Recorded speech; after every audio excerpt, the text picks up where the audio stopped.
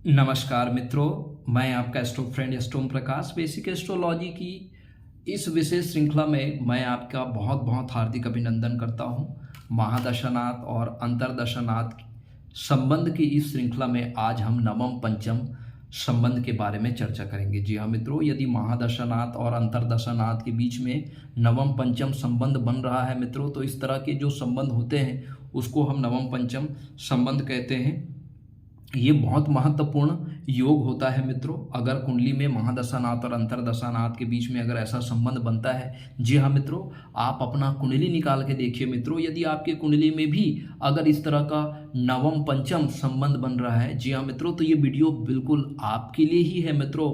और आप इस वीडियो के माध्यम से आप अपने सेल्फ को एक्सप्लोर कर पाएंगे मित्रों, क्योंकि पंचम भाव हमारा ज्ञान का भाव होता है मित्रों और नवम भाव हमारा आध्यात्म का भाव होता है। यकीन मानिए मित्रों, अगर इस तरह के संबंध यदि आपके कुंडली में निर्मित हो रहे हैं मित्रों, तो आपकी आध्यात्मिक यात्रा जो है वो शुरू हो गई, समझ लीजिए। आपके मन की जो इनर जर्नी है, आपकी जो आध्यात्मिक यात्रा है, वो जो है वो प्रारंभ हो गई। अगर वो छोटा बालक है तो उसका बहुत ज़्यादा भक्ति में, ध्यान में, परमात्मा की सेवा में उसका मन लगेगा मित्रों। यदि वो बुजुर्ग अवस्था है, युवा अवस्था है, तो उसका आध्यात्मिक उन्नति जो है वो अपने कुंडली जागरण की दिशा में, अपने अध्यात्म ज्ञान को इम्प्लीमेंट करने की दिशा में वे लगातार कार्य करेंगे। धर्म कर्म के कार्यों से ऐसे जातक जो है वो जुड़े हुए रहेंगे मित्रों। और निश्चित रूप से ये जो संबंध है वो जातक के पूर्व जन्म का संबंध को भी वो स्पष्ट करता है, क्योंकि निश्चित रूप से जातक जो है पूर्व जन्म के अच्छे कर्म करके वो फिर से इस जन्म में मानव योनि को प्राप्त हुए हैं। जी हाँ मित्रों,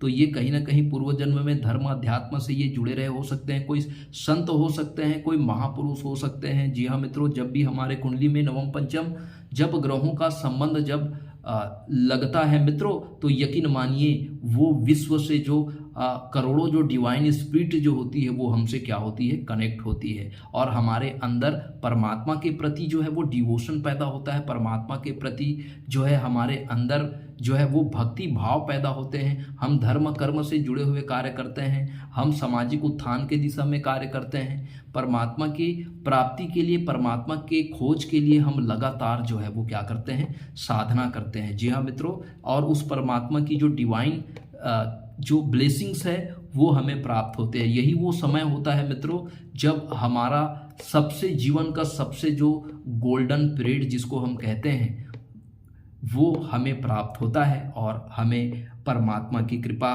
परमात्मा की अनुभूति और परमात्मा का जो आशीर्वाद है वो हमें प्राप्त होता है। और परमात्मा की आशीर्वाद से हमारे प्रत्येक कार्य जो है वो बनते हैं। हमारा सोच जो है वो बहुत रूप से आध्यात्मिक हो जाता है, पवित्र भाव वाले हो जाते हैं। हमारे मन के सारे मनोविकार क्या हो जाते हैं, समाप्त हो जाते हैं मित्रों, क्योंकि ये सूर्य ज्ञान का भाव है। और ज्ञान उसी को प्राप्त होगा जिसके मन में मनोविकार ना हो। और जिसके मन में मनोविकार नहीं है और वो ज्ञानी है, वही ज्ञानी व्यक्ति जो मनोविकार से रहित है, उसी का ही आध्यात्मिक विकास हो सकता है। वही जातक आध्यात्मिक उन्नति कर सकते हैं और वही जातक जो है वो परमात्मा का परम प्रिय बन सकता है मित्रों।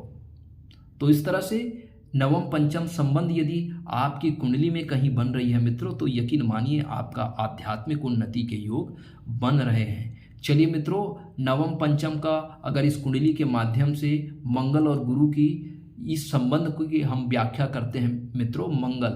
मंगल से हम गुरु को गिनते हैं मित्रों, 1 2 3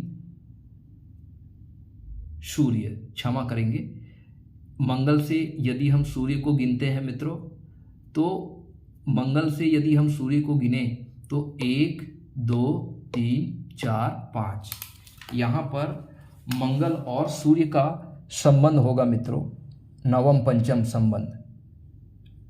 तो मंगल और सूर्य का जो संबंध है उसे हम नवम पंचम संबंध कहेंगे। 1 2 3 4 5। जी हाँ मित्रों, अब यहाँ से हम मंगल को काउंट करते हैं सूर्य से, 1 2 3 4 5 6 7 8 9। जी हाँ मित्रों, इस तरह के जब संबंध बनते हैं तो उसको हम बोलते हैं नवम पंचम संबंध। महादशानाथ और अंतरदशानाथ का नवम पंचम संबंध। नवम भाव हमारे आध्यात्मिक उन्नति का है और पंचम भाव हमारे ज्ञान का भाव होता है। तो इस तरह से इसका भी संबंध वैसी बन जाएगा मित्रों। तो मंगल और सूर्य, मंगल इस कुंडली में लग्नेश है, सूर्य जो है पंचमेश है, अर्थात ये केंद्र त्रिकोण के स्वामी हो रहे हैं मित्रों। जब भी मेष लगन की जातकों को जब भी सूर्य की महादशा में मंगल का अंतरदशा लगेगा मित्रों, तो ये अत्यंत शुभ फलकारी होंगे, क्योंकि ये दोनों केंद्र त्रिकोण के भी स्वामी होते हैं और ये दोनों नैसर्गिक रूप से मित्र भी है मित्रों। तो नैसर्गिक रूप से मित्र होने के कारण ये जो पंचधा मैत्री के अनुसार इनके संबंध की अगर हम व्याख्या करें मित्रों, तो ये दोनों एक दूसरे के सम संबंध बन रहे हैं। तो चलिए मित्रों, अगर हम इस संबंध की व्याख्या करें, नवम पंचम संबंध की व्याख्या करें, तो निश्चित रूप से ऐसे जातक को आध्यात्मिक उन्नति होगी, क्योंकि ये त्रिकोण के स्वामी हैं, दोनों केंद्र त्रिकोण के स्वामी हैं। तो ऐसे जातक जो है, अगर वो राजनीति में अगर वो प्रयास कर रहे हैं, अगर वो विधानसभा चुनाव, लोकसभा चुनाव में अगर वो इंटरेस्टेड है, अगर वो लड़ना चाहते हैं, तो इस तरह के संबंध जो है, नवम पंचम जो संबंध है, पूर्व जन्म के किए गए संचित कर्मों का लाभ जो है वो जातक को प्राप्त होगा। तो निश्चित रूप से पंचम भाव पूर्व जन्म का है, तो पूर्व जन्म में निश्चित रूप से जातक कोई राजा रहा होगा, कोई नेता रहा होगा, कोई राज्य मंत्री रहा होगा, जो इस जन्म में फिर से ये संबंध केंद्र और त्रिकोण के संबंध महादशानाथ और अंतरदशानाथ के रूप में उसको प्राप्त हो रहे हैं मित्रों। तो मंगल और सूर्य की जो है जो संबंध है, नवम पंचम संबंध है, जातक को राजयोग प्रदान करेगा मित्रों। इस कुंडली के लिए जातक मंत्री हो सकता है, जातक सांसद हो सकता है, जातक विधायक हो सकता है। अगर वो विधानसभा चुनाव अगर लड़ता है मित्रों, तो निश्चित रूप से ऐसे जातक को राजनीति में सफलता प्राप्त होगी मित्रों।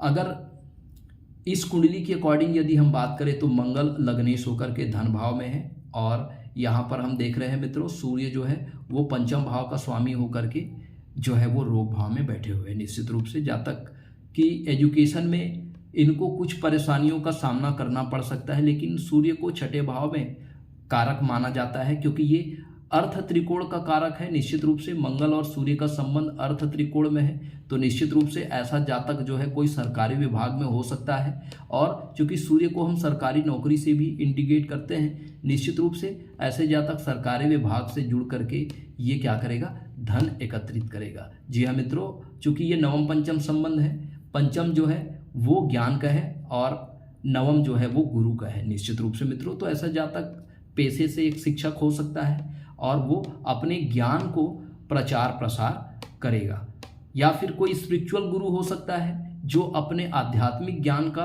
प्रचार प्रसार करेगा। ठीक है, इनके सैकड़ों अनुयायी जो है वो इनके जो है रहेंगे इनके पास, और ये अपने ज्ञान को लोगों की भलाई के लिए, लोगों के कल्याण के लिए अपने ज्ञान को क्या करेगा, इम्प्लीमेंट करेगा।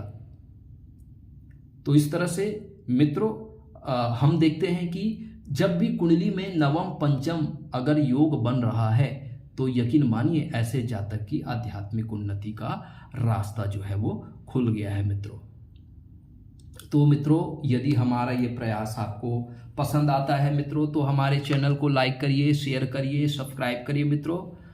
अगर आपको अपनी कुंडली एनालिसिस करानी है मित्रों, अगर इन सभी योगों में, युति संबंध में, नवम पंचम समसप्तक षडाष्टक कोई भी संबंध यदि आपकी कुंडली में बन रहा है मित्रों, और इस संबंध को लेकर के आपके मन में कोई प्रकार का कोई प्रश्न है, कोई सुझाव है, कोई मार्गदर्शन है, तो आप जरूर हमें प्रदान करिए मित्रों। आप बहुत धैर्य और शांति से हमारे सेशन को एंजॉय किया, इसके लिए आपको बहुत बहुत साधुवाद मित्रों। परमात्मा आपको स्वस्थ रखे, आपको दीर्घायु प्रदान करे।